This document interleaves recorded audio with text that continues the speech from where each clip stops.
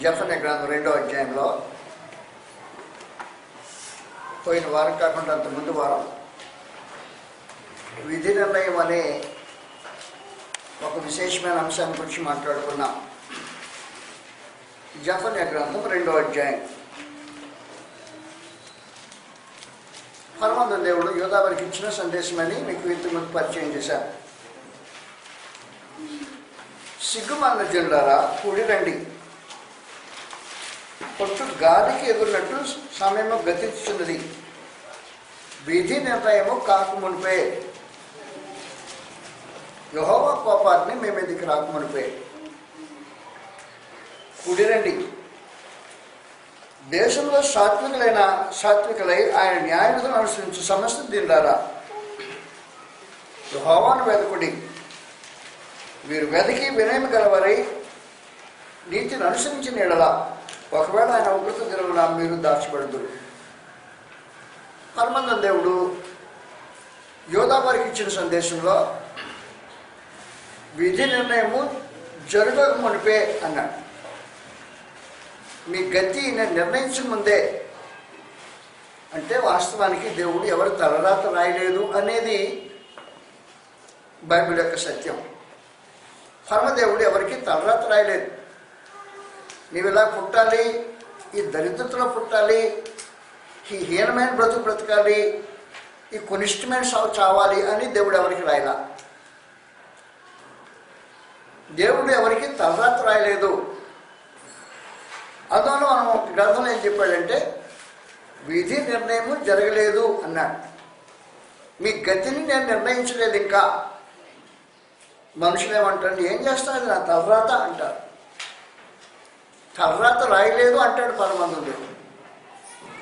తలరాత ఎవరికైనా రాశాడంటే అది క్రీస్తువుకు మాత్రమే రాశాడు. అది మనం ఆలోచించబోతాం. కనుక ఈ రోజున క్రీస్తువుకు దేవుడు తలరాత రాశాడు అనే సంగతి గ్రంథం నుంచి ఆలోచించేస్తాం. మనుషుడు తన విధిని తానే రాసుకుంటాడు అనేది గ్రంథం నుంచి మనం ఆలోచించేసాం. మొట్టమొదట నీ విధి నీ చావు నిర్ణయిస్తుంది. చనిపోయిన తర్వాత మనుషుడు తన జీవితాన్ని మార్చుకునే దానికి అవకాశం ఉండదు. ఏ విధంగా చనిపోయాడో ఆ స్థితిలోనే నిత్యత్వం అనుభవించాల్సిన అవసరం ఉంటుంది. చావు మానవ విధిని నిర్ణయిస్తుందని సమాచారం ముందుకు తెలియజేశాను. రెండవసారి విధి నిర్ణయం ఎప్పుడు జరుగుతుంది అంటే ప్రభువైన యేసు ప్రత్యక్షమయ్యడానికో. ప్రభువైన యేసు ప్రత్యక్షమైనప్పుడు మానవ విధి నిర్ణయించబడుతుంటుంది. మనుషుడు తన బ్రతుకును మార్చుకోవడానికి అవకాశం ఉండదు. తన స్వేచ్ఛ చిత్తాన్ని వినియోగించడానికి వీల్లేని పరిస్థితులు అన్నమాట. స్వేచ్ఛను ఉపయోగించుకోలేని పరిస్థితి. చస్తే నీ స్వేచ్ఛను ఉపయోగించుకోలేవు. ప్రభువైన యేసు వస్తే నీకు ఆ తర్వాత స్వేచ్ఛను ఉపయోగించుకోలేవు. కాబట్టి నీ స్వేచ్ఛ ఉపయోగించుకోని రూపంగా విధి నిర్ణయించబడింది. దేవుడు నిర్ణయించలా, నీ చావు నిర్ణయించింది. ప్రభువైన యేసు యొక్క రాక నిర్ణయించింది. మూడో విశేషమైన సంగతి, విధి నిర్ణయం ఎప్పుడు జరుగుతుందంటే నువ్వు బ్రతికున్నప్పుడు కూడా. హెబ్రీయులకు రాసిన పత్రిక 3వ అధ్యాయంలో విధి నిర్ణయం ఎప్పుడు జరుగుతుంది నీ విషయంలో అనేది గ్రంథం సమాచారం తెలియజేస్తుంది. హెబ్రీయులకు 3వ అధ్యాయంలో పరమానంద దేవుడు ఇశ్రాయేలు యొక్క విధిని ఇలా మాట్లాడాడు. ప్రత్యేకించి 3వ అధ్యాయం హెబ్రీయులకు రాసిన పత్రిక 9వ వచనం నుండి పరలోకమందు దేవుడు ఇశ్రాయేలుతో ఆయనకుండే బాంధవ్యాన్ని గురించి మాట్లాడుతూ వివరించిన సంగతులు తెలియజేస్తున్నారు. 3వ అధ్యాయం 9వ వచనం నుండి 40 సంవత్సరములు నా కార్యములను చూచి మీ పితరులు నన్ను పరీక్షించి శోధించిరి. కావున నేను ఆ తరము వారి వలన విసిగి వీరెల్లప్పుడూ తమ హృదయాలోచనలో తప్పిపోవచ్చున్నా నా మార్గమును తెలుసుకొనలేరు. గనుక నేను కోపంతో ప్రమాణం చేసినట్లు వారు నా విశ్రాంతిలో ప్రవేశింపరు అని చెప్పితిని.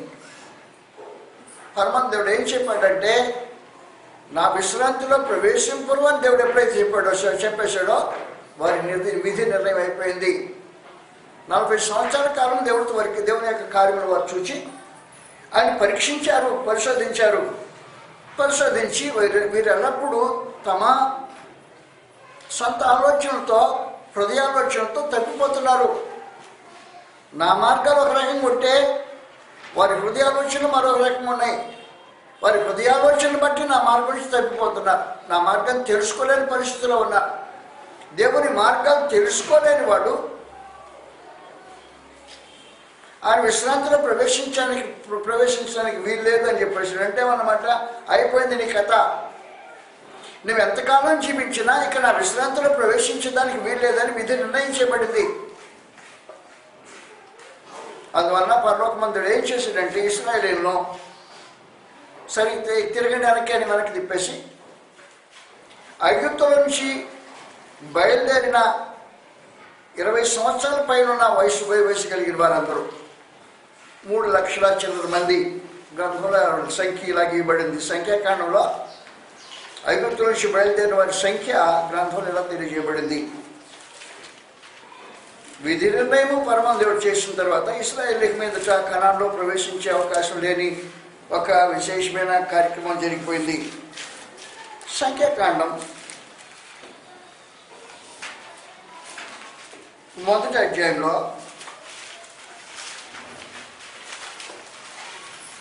47వ వచనం,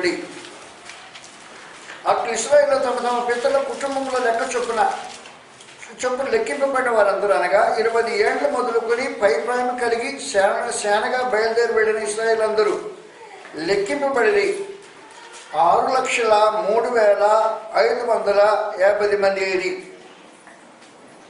ఈ 6,03,550 మంది పరమానంద దేవుడు తెలియజేశాడు. 2 తప్ప అన్నాడు ప్రత్యేకించి. ఆ 2 కాలేబు యెహోషువలు అనే 2 తప్ప మిగిలిన వారందరూ అరణ్యులు రాజుపోతారు. అయిపోయింది మీ సంగతి, నేను విధి నిర్ణయం చేశానని చెప్పాడు. మీరు నా విశ్రాంతిలో ప్రవేశించరు అన్నాడు. కనుక దేవుని యొక్క విశ్రాంతిలో ప్రవేశించని గతి వారి విధిగా నిర్ణయించబడింది.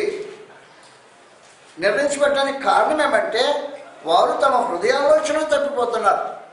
దేవుని మార్గం ఒక రకంగా ఉంటే వారి హృదయాలోచన మరొక రూపంగా నడిపిస్తూ ఉంది. దేవుని మార్గానికి వ్యతిరేకంగా నడిచే వారి హృదయాలోచన నడిపిస్తుంటే పరమానంద దేవుడు నా మార్గాన్ని తెలుసుకోలేరు, మీ హృదయాలోచన వేరుగా మిమ్మల్ని నడిపిస్తుంది, వేరే మార్గం వెళ్ళిపోతున్నారు. నా మార్గం ఒక రకంగా ఉంటే మీరు వేరే మార్గాలు ఏర్పాటు చేసుకుని వెళ్తున్నారు కనుక నా విశ్రాంతిలో మీరు ప్రవేశింపరు అని వాగ్దానం చేశాడు. కాబట్టి విధిరాత జరిగిపోయింది. దేవుడి విశ్రాంతిలో ప్రవేశించలేని పరిస్థితి వారికి ఏర్పడింది. హృదయాలోచన తప్పిపోయే మనుషులు యొక్క విధి నిర్ణయించబడుతుంది. 4వ విశేషమైన సంగతి, ఇది ఎప్పుడు నిర్ణయించబడుతుందంటే మారు మనసు పొందటానికి వీలు లేని పరిస్థితుల విధి నిర్ణయించబడుతుంది. హెబ్రీలకు 12వ అధ్యాయంలో ఎవరైతే మారు మనసు పొందటానికి వీలు లేని పరిస్థితుల్లో ఉన్నారో వారి విధి నిర్ణయించబడుతుందని విశేషమైన సమాచారం రాబడింది. 15వ వచనం నుండి, హెబ్రీలకు 12వ అధ్యాయం 15వ వచనం నుండి, మీలో ఎవడైనా దేవుని కృప పొందకుండా తప్పిపోవనేమో అని చేదైనా వేరు ఏదైనా మలిచి కలవరపరచుకున్న అనేకులు అపవిత్రులైపోవద్దురేమో అని ఒక పూటకూటి కొరకు తన జ్యేష్ఠత్వ హక్కు నమ్మివేసిన ఏషా వంటి భ్రష్టుడైన వ్యభిచారి అయిన ఉండునేమో అని జాగ్రత్తగా చూసుకోండి. ఏషావు ఆ తర్వాత ఆశీర్వాదం పొందబోని కన్నీరు విడిచి దానికోసం శ్రద్ధతో వెతికిరను. మారు మనసు పొందిన అవకాశం దొరకక విసర్జింపబడిన ఎరుగుతుంది. మారు మనసు పొందిన అవకాశం దొరకిన వాడి విధి నిర్ణయించబడుతుంది.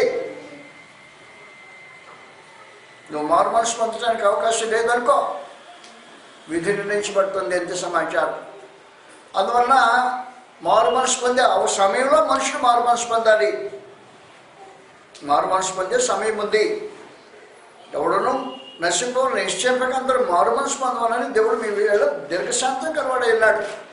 మారు మనసు పొందే తత్వము మనుషులకు పోగొట్టుకున్నాడంటే మార్చుకునే దానికి అవకాశం లేని పరిస్థితుల్లో విధి నిర్ణయించబడుతుంది. అందువల్ల మారు మనసు పొందే అవకాశం కోల్పోయిన ఏశావు యొక్క విధి నిర్ణయించబడింది. కాబట్టి విధి నిర్ణయం దేవుడు ఎవరికి తర్వాత ముందుగానే జన్మతో ఎవడు తర్వాత రాయడు. తలరాత ఎవడి తలరాత వాడే రాసుకుంటాడు. నీ తలరాతకు నీవే కారకుడు. నీ చావు నీ తలరాత నిర్ణయిస్తుంది. ప్రభువుని యేసు ప్రత్యక్షమైతే ఇక నువ్వేం మార్చుకోవడానికి అవకాశం లేకుండా విధి నిర్ణయం అయిపోతుంది. లేదు ఆయన మార్గాలను ఎరగకుండా నీ సొంత మార్గాల్లో నడుచుకో ఆలోచన చేస్తుంటే దేవుని మార్గాలు తెలుసుకోలేని పరిస్థితిని చూచాడు. లాభం లేదు. నా మార్గాలు వేరు, తాను ఆలోచించేసే మార్గాలు వేరు. దేవుని మార్గం నీ మార్గం వేరైనప్పుడు ఆయన మార్గాలు నీ హృదయాలోచన బట్టి తెలుసుకోలేని పరిస్థితిలో నేనేం చేసేది వెళ్ళి అని అనుకున్నాడు. 40 సంవత్సరాలు ఇచ్చాను టైం. ఈ 40 సంవత్సరాల కాలంలో మనుషులు దేవుని మార్గం తెలుసుకోలేక తమ మార్గంలో నిలిచి ఆయన మార్గాలు తెలుసుకొని వాడి విధి నిర్ణయం అయిపోయింది. ఇక నేనేం చేయలేను, మీరు నా విశ్రాంతిలో ప్రవేశించాలని దేవుడు తెలియజేశాడు.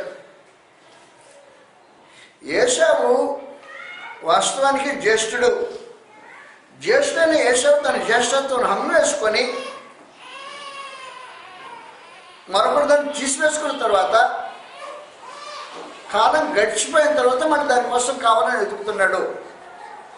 కాలం గడిచిపోయిన తర్వాత వెతుకుతుంటే చేదైన వేరు ఏదైనా మలిచి కలవరపరచిన అనేకులు అపవిత్రులైపోదురే. మరియు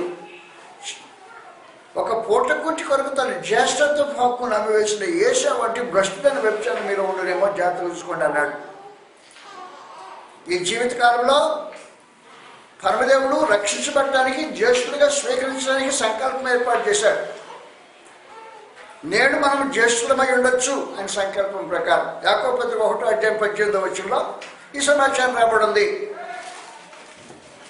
ఆయన తాను సృష్టించిన వాటిలో మనము ప్రథమ ఫలముగా ఉన్నట్లు జ్యేష్ఠులుగా ఉన్నట్లు సత్యవాక్యం అన్న ఆయన తన సంకల్పం ప్రకారం మన కన్ను అని చెప్పేసాడు.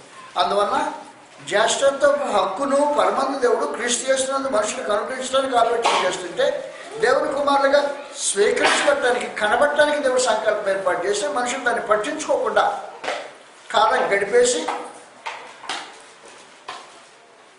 ఆఖరి రోజున కాలం అయిపోయిన తర్వాత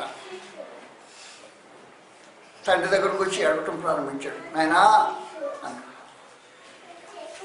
ఏమైనా అయిపోయింది, కార్యక్రమం అయిపోయిందిరా, జ్యేష్ఠులకి ఇవ్వాల్సిన దీవెన ఇచ్చేసాను, జ్యేష్ఠత్వం దీవెన నా దగ్గర లేదు. మీదట ఒక్క దీవెనైనా లేదా ఉంది, ఏమైనా ఉంటే శాపం ఉంది, అంతకంటే ఇంక వేరేం లేదు. కన్నీళ్ళు విడిచి శ్రద్ధతో వెతికినా మారు మనసు పొందని అవకాశం దొరకక విసర్జింపబడి, కాబట్టి మారు మనసు పొందలేని వాడి విధి నిర్ణయించబడుతుంటుంది. నువ్వు మారు మనసు పొందవలసిన విషయాలు ఏమైనా ఉన్నాయా ఆలోచించాయి. ఏ విషయంలో మారు మనసు పొందడానికి అవసరం ఉందో ఆ విషయంలో మారు మనసు మనిషి పొందాల్సిన అవసరం ఉంది. అలా మారు మనసు పొందాల్సిన అవసరంతో దాని విషయంలో నిర్లక్ష్యం చేసి కాలం గడిపేసిన తర్వాత తప్పుది గుర్తించి నేను మారు మనసు పొందుతానంటే అవకాశం లేకుండా విసర్జించబడిన ఏశావు లాంటి వాళ్ళు ఉంటారు అనే సంగతి గ్రంథం తేడాగా తెలియజేస్తుంది. నువ్వు మారు మనసు పొందే అవకాశం లేకపోతే విధి నిర్ణయించబడుతుంది. మారు మనసు పొందగలిగితే దేవుడు కనికరించి క్షమిస్తాడు. ఎవడు నశింపోని నిశ్చయంగా అందరూ మారు మనసు పొందాలని కోరుతున్నాడు దేవుడు. అలా మారు మనసు పొందే అవకాశం లేకపోతే విసర్జించబడిన వాడై విధి నిర్ణయించబడిన పరిస్థితి ఉంటుంది. కాబట్టి మనుషుడు తన విధిని తానే రాసుకునేవాడు ఉంటాడు. తన హృదయాలోచన తప్పిపోయినట్టు చేసి తన విధి నిర్ణయానికి కారణం అవుతుంది. మారు మనసు పొందాల్సిన అవసరతలను గుర్తించి మారు మనసు పొందకపోతే మనుషులు అవకాశం దొరకక విధి నిర్ణయించబడుతుంది. నీ చావు నీ విధి నిర్ణయిస్తుంది. లేదు క్రీస్తు యొక్క రాక నీ విధి నిర్ణయిస్తుంది. అంతేగాని దేవుడు నీకు తలరాత రాయలేదు. కానీ పరలోకమందు దేవుడు క్రీస్తు ప్రభువుకు తలరాత రాశాడు. అది విశేషమైన సమాచారం. లోకం పుట్టుకు మునిపే మానవ విమోచన కొరకు ఆయన శిలువ మరణం అనిపించాలని దేవుడు క్రీస్తు వారికి తలరాత రాశాడు. అది లోకం పుట్టుమునుపు జరిగిన సమాచారం. క్రీస్తు ప్రభు భూలోకానికి రాకముందు లోకమే పుట్టుమునుపు సృష్టి లేనప్పుడు దేవుడు క్రీస్తు ప్రభువుకి తలరాత రాశాడు. మనుషులకు విమోచనగా ఉండేదానికి అయ్యా నువ్వు తప్ప ఇంక వారి మార్గం లేదు, మనుషులు విమోచించాలంటే నీ శిలువ మరణమే గతి అని పరలోకం దేవుడు క్రీస్తు ప్రభువు తలరాత రాసి పెట్టాడు. మనకందరికీ తెలిసినట్టు 1 పేతురు 1:1 ఈ జగత్తు పునాది వేయబడక మనకు జరిగించిన కార్యక్రమం రాయబడి ఉంది. ఇక్కడ 1 పేతురు 1:18 నుండి పితృపారంపర్యమైన మీ వ్యర్థ ప్రవర్తన విడిచిపెట్టినట్టుగా వెండి బంగారం వంటి క్షయవస్తుల చేత మీరు విమోచింపబడలేదు, కానీ అమూల్యమైన రక్తం చేత అనగా నిర్దోషమును నిష్కళంకనకు గొర్రె పిల్ల వంటి క్రీస్తు రక్తం చేత విమోచింపబడుతున్న మీరు ఎరుగుతారు కదా. ఆయన జగత్తు పునాది వేయబడికి మునిపే నియమింపబడింది. కాబట్టి పరలోకమందున దేవుడు క్రీస్తు ప్రభుని లోకపు మానవ పాప విమోచన కొరకు లోకం పుట్టుక మునిపే నిర్ణయించాడు. అలాగే నిన్ను నిర్ణయించలేదు, లోకం పుట్టుక మునిపే నిర్ణయించాడు. నాయనా, మనుషుడు పాపం చేస్తే నీ చావు తప్పదు. మానవ పాపం కొరకు నీ శిలువ మరణం తప్పదనే పరలోకమందు దేవుని యొక్క నిర్ణయం అయిపోయింది. అది లోకం పుట్టుక జరిగిన కార్యక్రమం. ఆయన శిలువ మరణాన్ని దేవుడు లోకం పుట్టుక నిర్ణయించాడు. అపోస్తలుల కార్యగ్రంథం 2వ అధ్యాయంలో 22వ వచనం, ఇశ్రాయేలులారా ఈ మాట వినుడి, దేవుడు నజరేయుడైన యేసు చేత సూచక క్రియలను మహత్కార్యములను అద్భుతములను చేయించి ఆయనను తన వలన మెప్పు పొందినవానిగా కనపరిచింది మీరే ఎరుగుదురు. 23వ వచనం అర్థం గుర్తుపెట్టుకోరు. దేవుడు నిశ్చయించిన సంకల్పమును ఆయన నిశ్చయించడం ముందుగానే దేవుడు నిశ్చయించిన సంకల్పమును ఆయన భవిష్యత్ జ్ఞానం అనుసరించి అప్పగింపబడిన ఈయనను మీరు దుష్టులైన మనుషుల చేత శిలవేయించి చంపిద్దరి. అదే విశేషమైన సమాచారం. కాబట్టి దేవుని యొక్క నిర్ణయం ఇదే, అది నిశ్చయించిన సంకల్పం. దుష్టులైన మనుషుల చేత క్రీస్తు ప్రభు శిలువేయబడి చంపబడాలని దేవుడు నిర్ణయించిన కార్యక్రమం. మనం ఏమంటామంటే, అది కొడవలతో వెంటబడ్డారు, వెంటాడి కొడవలతో చంపేశారు తర్వాత అట్టుంది అంటుంటాం. వాస్తవం కాదు, అది తలరాత కాదు. చేసిన పనికి ప్రతీకారం తెచ్చుకునేవాడు. లేకపోతే మనుషులు వెంటాడి గొడ్డలు తీసుకుని నరికి చంపేశారు వాడిని అంటారు. వాడు తలరాత ఏం చేస్తాం, గొడ్డలతో నరికి చంపబడాలని ఆలోచన చెప్తుంటాం. తలరాత కాదు అది, తన పనికి ప్రతీకారం అది. కానీ కృష్ణ ప్రభువుకు విధిరాత, పనికి ప్రతీకారం కాదు అది. ఆయన ఏ కీడు చేసి దాన్ని అనుభవించడానికి ఉద్దేశించలా. ప్రభువును యేసు ఏ కీడు చేసినానో శిలువ మరణము అనుభవించడానికి విధింపబడలా. నిర్దోషి నిష్కల్మషుడు పాపులో చేరకుండా ప్రత్యేకంగా ఉన్నవాడు ఆయన శిలువ మరణం ఏంటి? అందువల్ల కృష్ణ యొక్క విధిరాత ఏం చేస్తాం, తలరాత రాశాడు దేవుడు. భూమి మీదకి వస్తే నువ్వు మానవ విమోచన కొరకు సిలువేయబడాలి నాయన. అది కొడవలతో చంపేదో లేదా గొడ్డలతో నరికేదో కాదు. సిలువ మరణం అన్నిటికంటే కఠోరమైన మరణం, హీనమైన మరణం, శాపగ్రస్తమైన మరణం, దైన్యమైన మరణం, అవమానకరమైన మరణం, మామూలు మరణం కాదు అది. అలాంటి మరణాన్ని పరమ దేవుడు కృష్ణ ప్రభు తలరాతగా రాసిపెట్టాడు. కృష్ణ ప్రభు మరణం యాక్సిడెంట్గా జరిగిన కార్యక్రమం కాదు. అది నా విమోచన కొరకు పరమ దేవుడు ఆలోచన చేసి ఏకమార్గంగా, వేరే మార్గం లేనట్టు, అదొక్కటే మార్గమైనట్టు పరమ దేవుడు ఆలోచించేసి కృష్ణ ప్రభు నాయన గతిరేదికి మీదట చనిపోవలసిందే కాదు, సిలువేయబడాల్సిందే.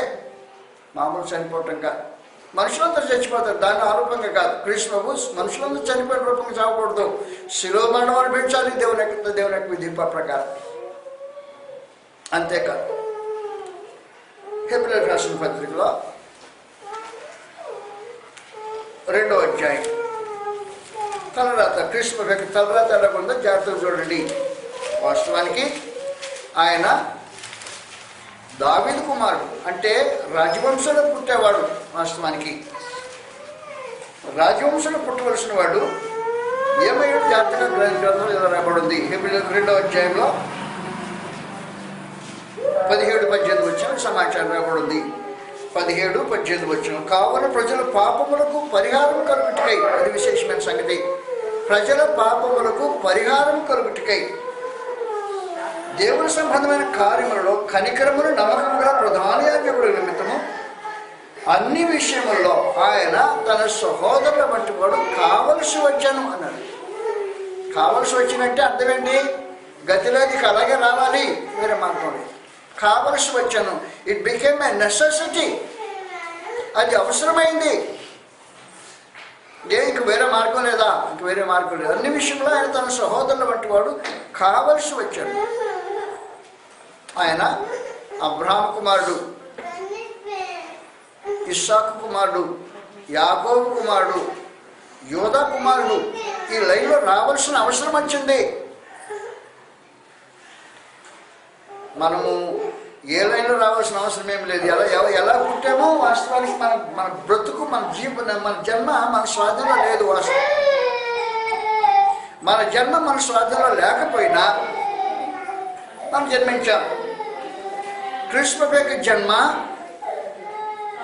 ఎలా రావాలని దేవుడు గీత గీసాడో గీత ప్రకారమే రావాల్సిన అవసరం వచ్చింది. అన్ని విషయంలో ఆయన తన సహోదరులు బట్టి వాడు కావలసి వచ్చింది. ఆయన ఇశ్రాయేలు కుటుంబంలోనే పుట్టాలి, అబ్రహాం సంతానమే అయి ఉండాలి.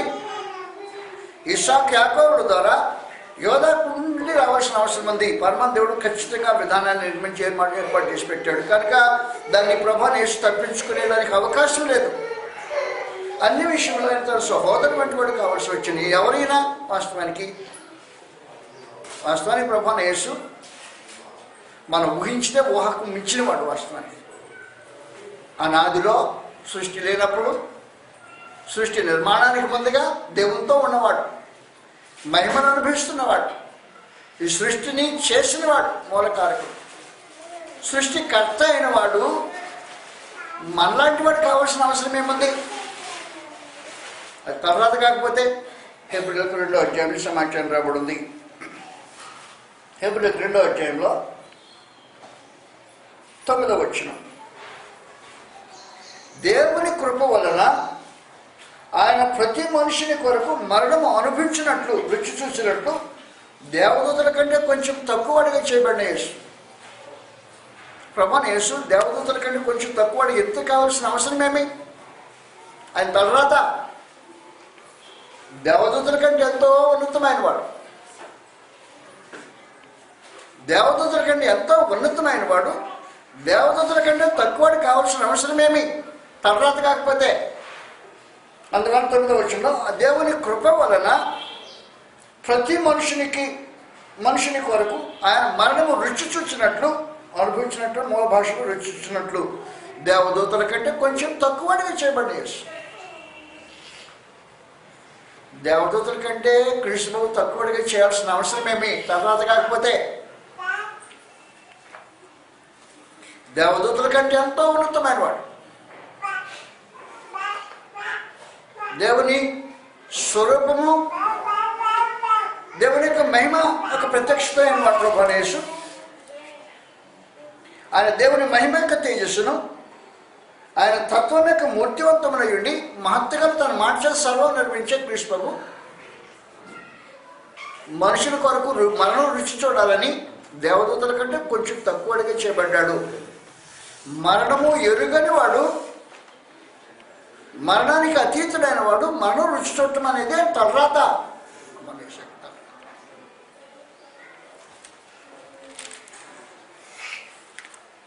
జన్మలో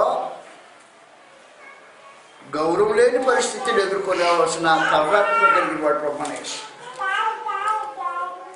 జన్మించడంలో ఉన్నతమైన స్థితిలో జన్మించినట్టు కాదు, లేని స్థితిలో జన్మించడం అనేది ఆయన తలరాత. 2వ కొరింథీ పత్రికలో 8వ అధ్యాయం 9వ వచనం, దీని అంతటి వెనుక మనం ఉన్నాం. మన స్థితిగతులు ప్రభువైన యేసు యొక్క తలరాతకు ఆధారమై ఉన్నాయి. 8:9 మీరు మన ప్రభువైన యేసుక్రీస్తు యొక్క కృపను ఎరుగుదురు కదా. ఆయన ధనవంతుడయ్యండి, మీరు తన దారిద్ర్యం వల్ల ధనవంతులు కావాలని మీ నిమిత్తము దరిద్రుడాయను. ఈ దారిద్రత మీ నిమిత్తం జరిగిన దారిద్రత. ధనవంతుడు ఏ ధనవంతుడైనా భూమిలో ఉండే సమస్త ఖనిజాలు ఆయన చేతి పనే కదా. భూమిలో ఉన్న సమస్త ఖనిజాలు తన చేతి పనే కదా. కొలస్సీయులకు 1వ అధ్యాయంలో 15వ వచనం నుండి ఆయన దేవుని స్వరూపము కలిగిన వాడయ్యుండి, ఆయన అదృశ్య దేవుని స్వరూపి అయి, కొలస్సీ 1:15, ఆయన అదృశ్య దేవుని స్వరూపి, సర్వ సృష్టికి అది సంభూతుడై ఉన్నాడు. ఏలయనగా ఆకాశమద్దున్నవి, భూమి యొద్దన్నవి, దృశ్యమైనవి కానీ అదృశ్యమైనవి కానీ, ఆయన సింహాసనమైన ప్రభుత్వమైన ప్రధానులైన సర్వము ఆయన సృజింపబడను. సర్వం ఆయన ద్వారా ఆయన బట్టి సృజింపడం. సమస్తమైన కానీ మూలాధారం ఆయన అన్నిటికంటే ముందుగా ఉన్నవాడు. కాబట్టి సమస్తాన్ని సృష్టించిన క్రీస్తు ప్రభువు ఎంత ధనవంతుడు! భూమిలో బంగారాన్ని, సమస్త లోహాల్ని, పెట్రోల్ని పెట్టినవాడు ఎంత ధనవంతుడు! మరి నొసటి రాత దరిద్రమే పట్టడం, తలరాత. పుట్టినప్పుడు గౌరవం పదమైన పరిస్థితి లేదు. నాయనకు ఒక అనుమానం, అమ్మకు ఒక అనుమానం, అమ్మ నాన్నకి ఇద్దరు అనుమానమే. లోకాసువార్త 1వ అధ్యాయంలో 29వ వచనంలో మరియా దగ్గరికి వర్తమానం వచ్చింది. మరియా, భయపడకు, నువ్వు దేవుని కృప పొందిదివి, ఇదిగో నువ్వు గర్భం ధరించుకోమని కానీ షాక్ అయిపోయింది. నేను ఒక ఆయనకు ప్రదానం చేయబడిన కన్యనమ్మా, గర్భం ధరిస్తానా, పురుషుడికి కూడా గర్భం ధరిస్తానమ్మా. ఆయన ఏమంటాడో అంటాడో, దాన్ని భరించడానికి ఇష్టపడితే సరి చెప్పేసాడు దేవదూత వచ్చేసి. ఇప్పుడు గర్భవతి అయిన సంగతి యోసేపుకు వర్తమానం వెళ్ళింది. ఏంట్రా మరి నేను ఉత్తమరాలు యోగ్యురాలను ఆలోచన చేస్తే నాతో సంబంధమైన గర్భం ధరించిన ఈ మనిషిని నేను ఎలా తీసుకుంటానని ఆందోళన పడుతున్నాడు ఆ మనిషి. మత్తయి 1వ అధ్యాయంలో ఆ రహస్యం వదిలిపెట్టాలనుకుంటే వాస్తవానికి ఏం చేయాలంటే పబ్లిక్ తీసుకొచ్చి రాళ్ళతో పాటు చంపేయాలా, లేకపోతే అగ్నితో కాల్చేయాలా అని. తండ్రికి ఒక భారం, తండ్రికి ఒక రకమైన వేదన. వారిద్దరిని పరిశుద్ధ దేవుడు ఏకం చేసి ఇంటికి పంపించాడు. ఆ రోజున మీ సొంతూరు వెళ్ళిపోయి అక్కడ లెక్కలో పడండి అని. సొంతూరు వెళ్ళి లెక్కలో పడమంటే ఈయన సొంతూరు అని తీసుకెళ్ళిపోయాడు ఆయన. మరి మన సొంతూరు వెళ్ళిపోదాం పదా అన్నాడు. ఏ ఊరు మీది? బెత్లెహేము, దావీదు పుట్టినూరు, గొప్ప ఊరే, రాజవంశీయుడు. సొంతూరు వెళ్దామని వెళ్ళిపోయాడు. ఊళ్ళో లేదు. ఏమి దారి తిరుగుతుంది? ఊర్లో వెళ్ళలేదు. సత్తులో పెడదామంటే స్థలం లేదు. ఈ దారిద్ర్యత ఊహించిన దారిద్ర్యత వాస్తవాన్ని. మీ నిమిత్తము దరిద్రుడాయను. తలరాత ఏం చేస్తావు? తలరాత అది. యేసు వీటన్నిటిని అనుభవించాడు. మనం ఎలాంటి తలరాతను అనుభవించిన వాళ్ళం కాదు. ఇది మన తలరాత కాదు. అది ఒకరి కోసం పూటబడి అనుభవించిన తలరాత ఇదంతా. మనం ఎవరి కోసం పూటబడి భూమి మీద జన్మించలా.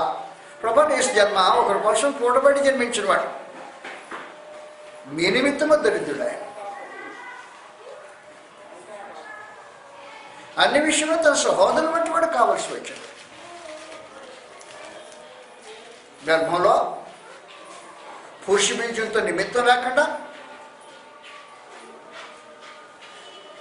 స్త్రీ బీజం వలన గర్భం ధరించబడేది క్రీస్తు యొక్క తలరాత.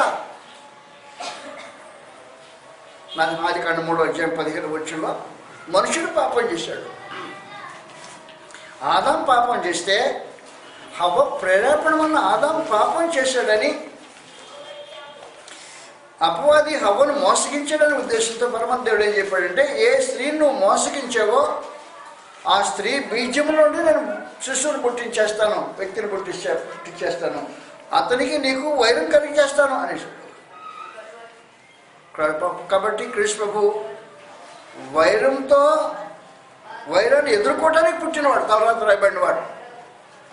మనం అలాగే వ్యతిరేకంగా పుట్టినవాళ్ళం కాదు. మనకెవరు విరోధులు లేకుండడానికి పుట్టించబడిన వాళ్ళం కాదు.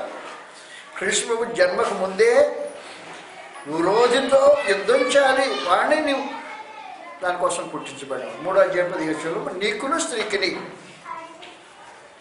నీ సంతానాలకు ఆమె సంతానాలకు వైరం కలుగు చేస్తాను. ఆయన జన్మలోనే విరోధం ఉంది. ఆయన భూమి మీద జన్మించకముందే విరోధం ఉంది. వాస్తవానికి మానవ చరిత్ర ఆరంభం నుండి కృష్ణబాబుకు విరోధమైన వ్యక్తినితో పుట్టించబడిన విశేషమైన జన్మ కృష్ణబాబుది. అని తలరాత అలా ఉంది. అపవాదితో క్రీస్తు యేసుకు జన్మతః కాదు, జన్మించక ముందే ఎప్పుడో సృష్టి ఆరంభంలోనే ఆయన తర్వాత దేవుడు అలా రాశాడు. కాబట్టి లోకంలోనికి క్రీస్తు రాకుండా చేయటం అనేది అపవాది యొక్క ప్రగాఢమైన సంకల్పం. కృష్ణుని భూమి మీదకి రాకుండా చేసే బాధ్యత నాది అనే ఉద్దేశంతో అపవాది తన కార్యక్రమం అడుగడుగున ఏ రూపం కూడా ప్రభాని యేసు లోకానికి రావడానికి దేవుడు మార్గం ఏర్పాటు చేశాడు. ఆ మార్గాన్ని కట్ చేసి లేకుండా చేయడానికి ఆలోచన చేసిన విశేషమైన విరోధమైన భావాలతో తలరాత రాయబడిన వాడు ప్రభాని యేసు. నీకు నీ స్త్రీకి నీ సంతానం నాకు వైరం కలుగు చేస్తాను. నీకు ఎవరితో వైరం కలిగి చేసి పుట్టించలేదే, ఎవరితో వైరం కలిగి చేసి పుట్టించాడు, ఎవరితో వైరం కలిగి చేసి పుట్టించలా. కానీ ప్రభాని యేసు జన్మతో ముందుగా వాస్తవానికి ఆయన వస్తాడనే సంకల్పంలోనే వైరం ముందు ప్రత్యేకించి పరమాన్ దేవుడు అడుగడుగున తలరాత రాయటం అనేది ఒక విశేషమైన సమాచారం. నీకు తలరాత రాయలేదు గుర్తుపెట్టుకో, నీ తలరాత నువ్వే రాసుకుంటావు. నేను నిత్యగమ్యానికి నీవే బాధ్యుడు, నువ్వు నరకానికి పోతే నీదే బాధ్యత, ఇంకెవరిది కాదు. అలాంటిది ఏది లేని పరలోకమందు దేవుడు కృష్ణబాబుకు మనుషుల నిమిత్తం, పాపల నిమిత్తం, దోషుల నిమిత్తం ఈ తలరాతను అనుభవించిన ఒక విశేషమైన వ్యక్తి ప్రభాని యేసు.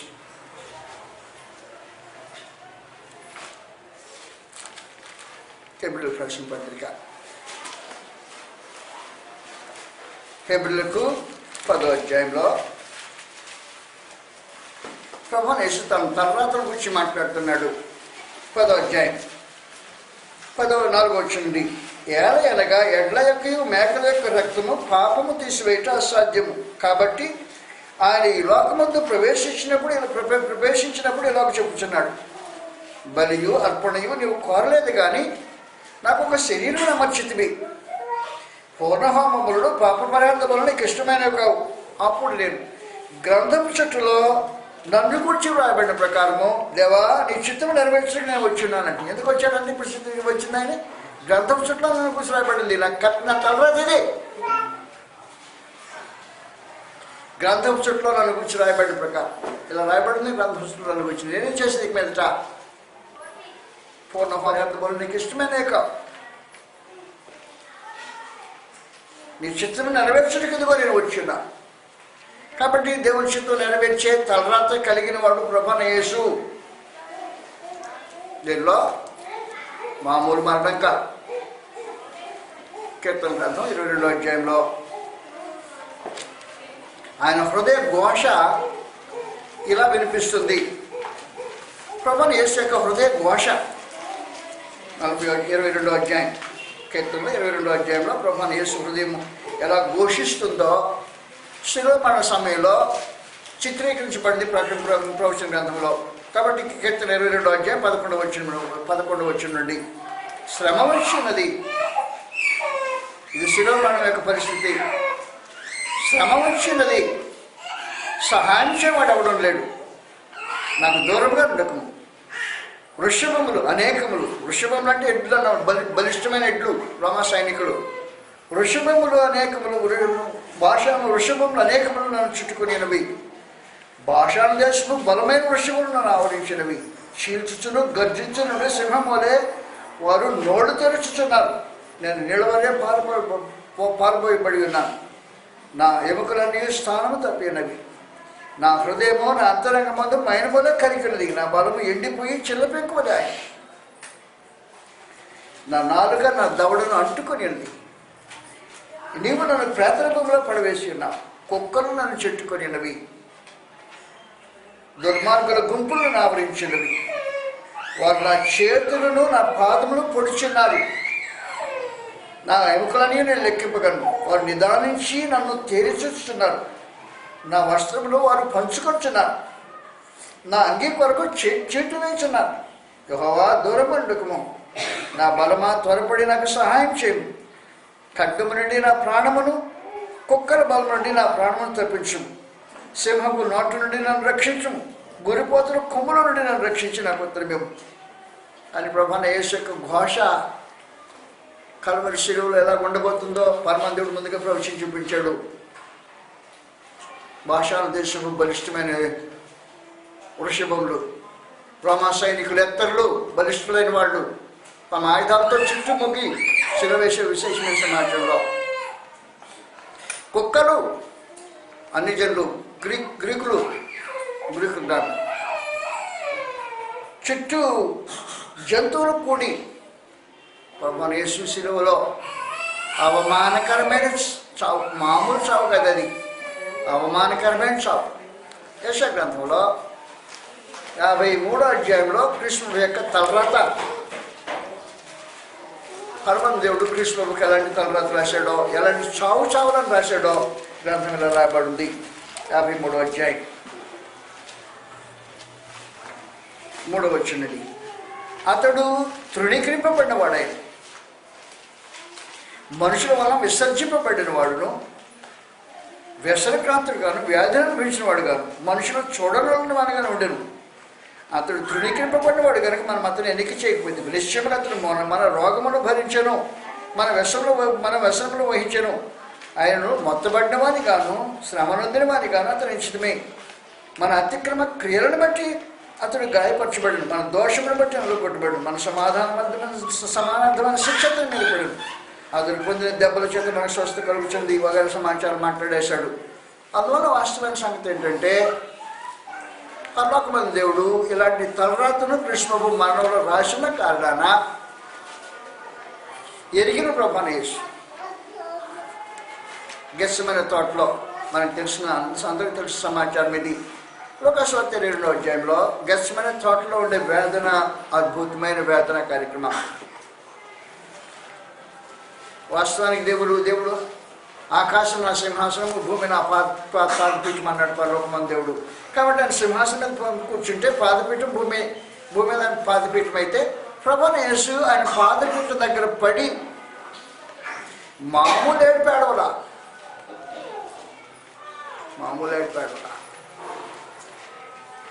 మహారోధంతో కన్నీళ్ళతో తను మరణం నుంచి తప్పించగలిగిన సామర్థ్యం కలిగిన వాడికి ప్రార్థన చేశాడు ప్రభువైన యేసు. లోక 22వ అధ్యాయం రాకముందు హెబ్రీలకు 5వ అధ్యాయంలో సమాచారం రాబడింది. హెబ్రీలకు 5వ అధ్యాయం 7వ వచనంలో ఆయన శరీరధారి అయిన దినములలో మహారోధనతోనూ కన్నీళ్లతోనూ తను మరణం నుండి రక్షించగలవానికి. మరణం తప్పించుకోలేడు ఆయన, మరణం తప్పించుకోవడానికి చేత కదా ప్రభువైన యేసుకు. ఒక అద్భుతం చేస్తే మనుషులు కాలిపోరా? చేయగలరు. తర్వాత విధిరాత ఇలాగుంది, నేనేం చేసేది అనే పరిస్థితి కనుక ప్రభువైన యేసుకు విధిరాత రాయబడినట్టుగా సమస్తం అనుభవించి విశేషమైన కార్యక్రమం జరిగించాడు ప్రభువైన యేసు. కాబట్టి ఆయన 5వ అధ్యాయం 17వ వచనంలో శరీరధారి 7 దినములలో మహారోధనతోనూ కన్నీళ్లతోనూ తను మరణం నుంచి తప్పించగలవని ప్రార్థనలు విజ్ఞాపనలు చేసి భయభక్తులు కలబడి ఆయన అంగీకరించబడి ఆయన పొందిన శ్రమల వల్ల విధేయత నేర్చుకొని అన్నట్టు వచ్చేది. అందువల్ల ప్రభువైన పరలోకమందుడు ఏం చేశాడంటే కృష్ణుడు శ్రమ పొంది విధేయత నేర్చుకోవాలని ఒక విశేషమైన కార్యక్రమం ఏర్పాటు చేసి పెట్టాడు. యెషయా గ్రంథం 50వ అధ్యాయంలో సమాచారం రాబడింది. యెషయా గ్రంథం 50వ అధ్యాయానికి వస్తున్నాం.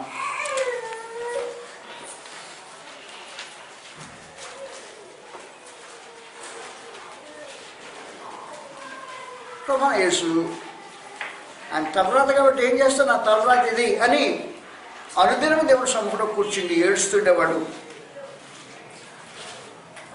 4వ వచనం చదువుతాం.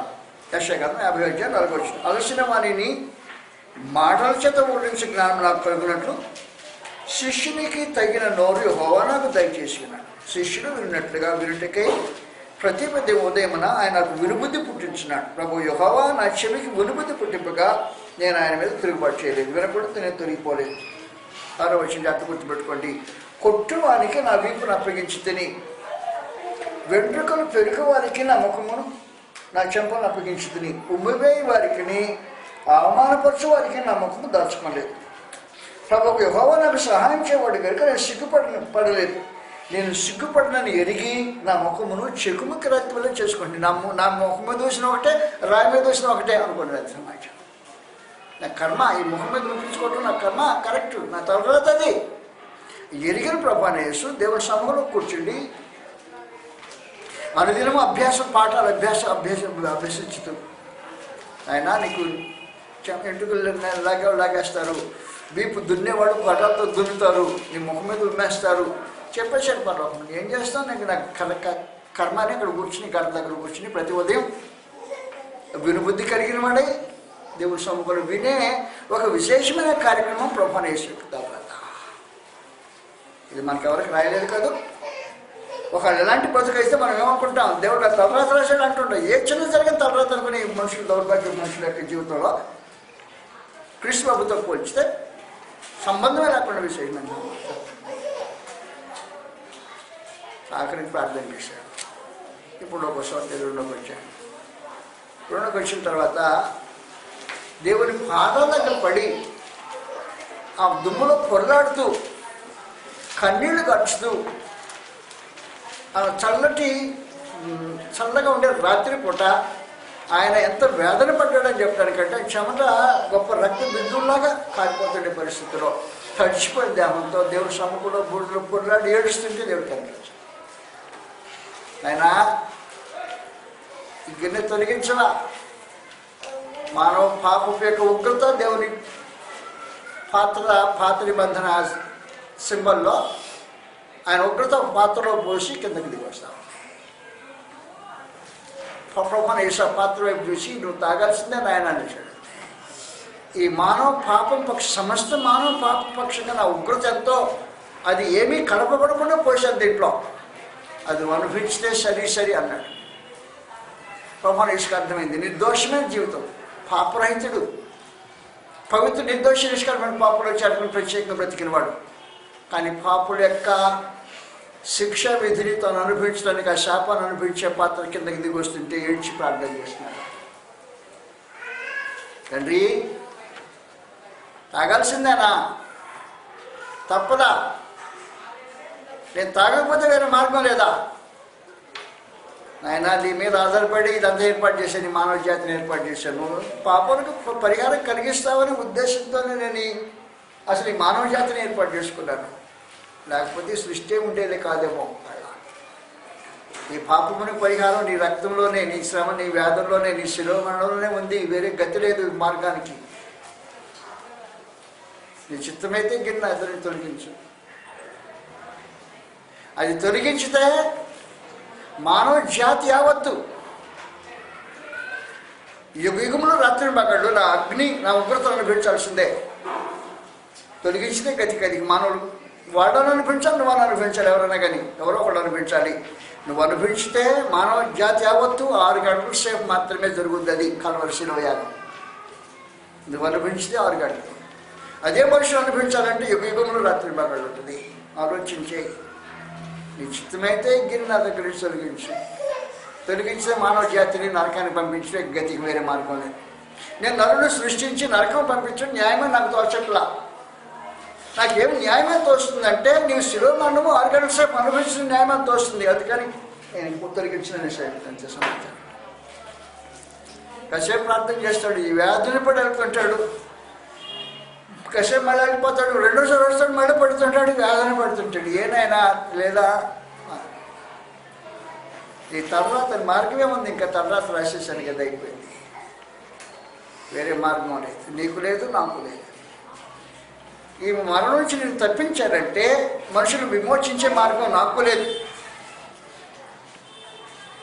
నువ్వు అనుభవించకపోతే మనుషులు విమోచించే మార్గం నీకు లేదు. అందువల్ల నీకు తర్వాత అయిపోయింది, అది వేరే గతి అంత లేదని పరలోకమందు దేవుడు శాసించి తీవ్రంగా 22వ అధ్యాయంలో ఈ దృశ్యం తేటకి కనిపిస్తుంటుంది. మహావేదంతో వ్యాకులతో ప్రభువైన యేసు ప్రార్థన చేస్తుంటాడు. పరమానంద దేవుడు ఏం చేస్తుంటాడంటే నేను తొలగించడానికి వీలేదు, తలరాత అనేసాడు అంతే. 37వ వచనంలో ఆయన అక్రమకారులో ఒకడుగా ఎంచబడెను అని రాయబడిన మాట నెరవేరవలసి ఉన్నది అని సమాచారం. 22వ అధ్యాయం లోకాసు వార్త 37వ వచనం, ఆయన అక్రమకారులలో ఒకడుగా ఎంచబడెను అని రాయబడిన మాట న్యాయంగా నెరవేరవలసినది. ఏలా అనగా నన్ను కూర్చున్న సంగతి సమాప్తమవుతుందని మీతో చెప్పుచున్నాను అని.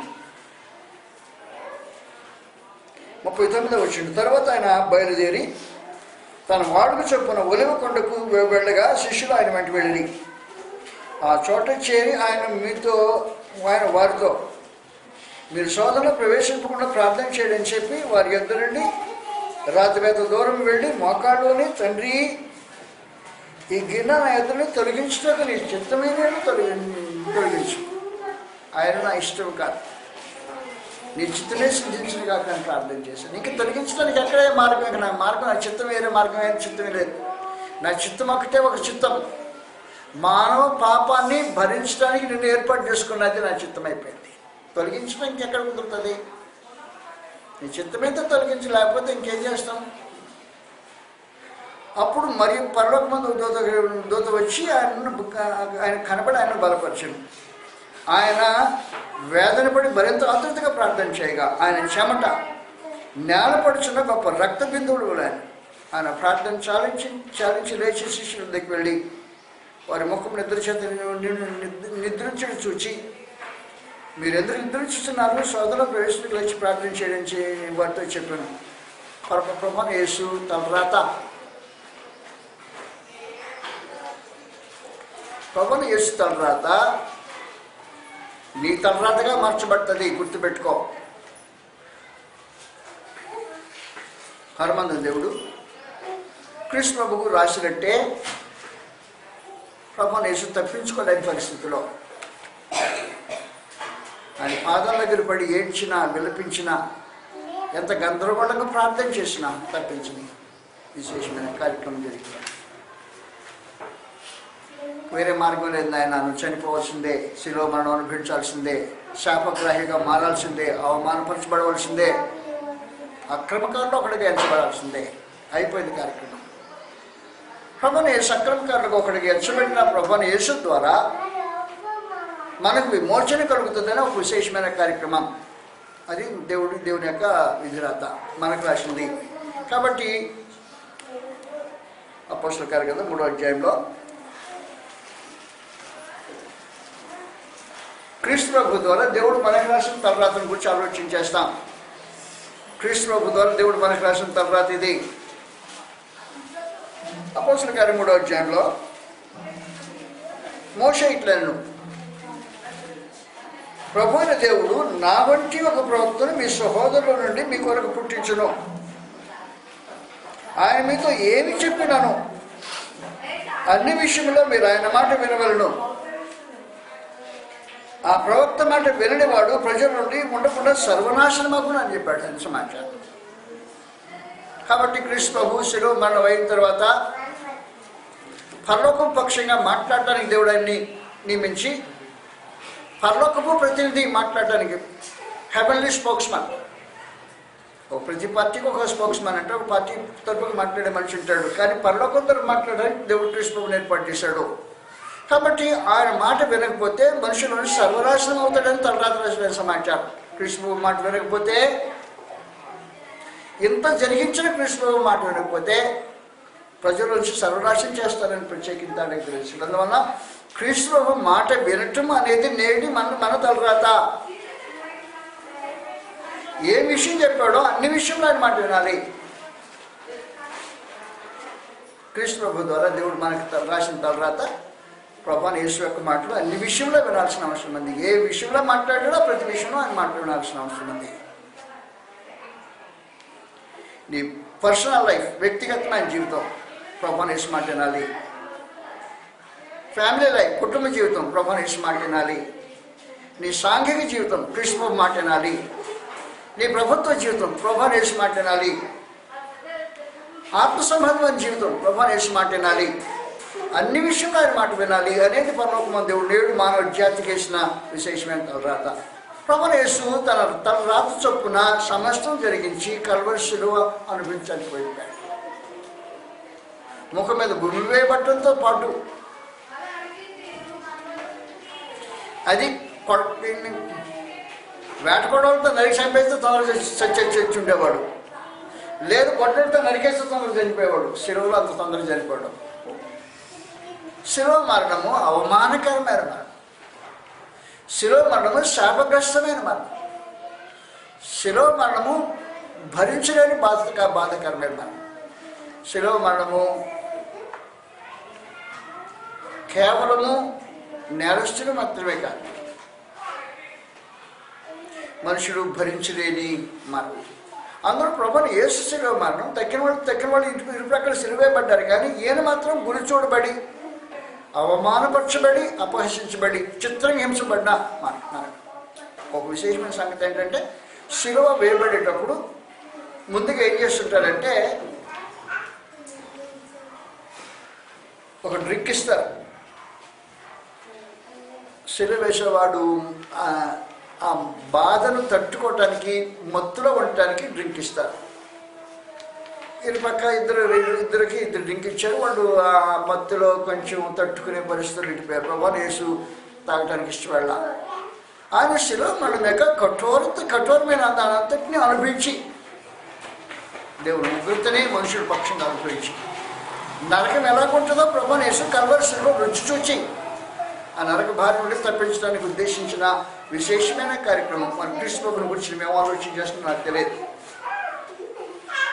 పరలోకమైన దేవుడు మృతుల నుంచి లేపి కుడిపార్శ్వనికి హెచ్చించి